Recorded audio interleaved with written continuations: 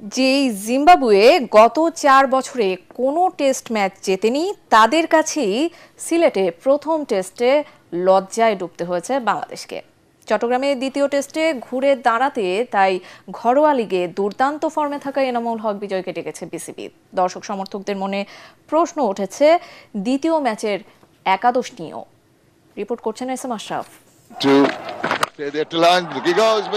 কথাই বলে নামে নয় কামে পরিচয়, আর সেখানেই যোগ্যতা প্রমাণে ব্যর্থ টাইগাররা। তাই 7 বছর পর জিম্বাবুয়ের বিপক্ষে নাজেহাল বাংলাদেশ, তাও 4 দিনেই আত্মসমর্পণ।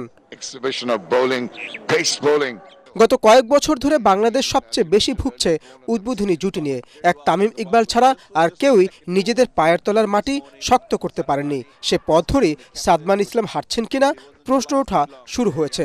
শেষ 15 ইনিংসে মাত্র 2টি হাফ সেঞ্চুরি এই ব্যাটারের। এবারে কিন্তু কাট করেছেন এবং গ্যাপটা পেয়ে যাবেন বেশ ভালোভাবেই। অথচ একই সময় ঘরোয়া লিগে সেঞ্চুরির পর সেঞ্চুরি করা এনামুল হক বিজয় উপেক্ষিত হয়ে আসছিলেন। অবশেষে বিসিবির নজর পড়ল, কিন্তু আরও আগেও কেন নয় সে প্রশ্ন তো উঠছেই। দ্বিতীয় টেস্টে বিজয়ের ব্যাটিং অর্ডার কোথায় হবে তা নিয়েও সবার আগ্রহ।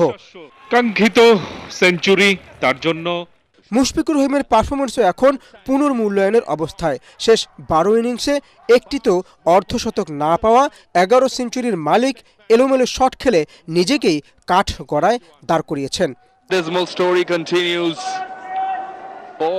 স্কোয়াডে থেকে বেঞ্চ গরম করা মাহিদুল ইসলাম অঙ্কনকে দ্বিতীয় টেস্টে সুযোগ দেওয়া যায় কিনা তা নিয়েও চলছে জোর আলোচনা। S M Ashraf, ATN Bangla.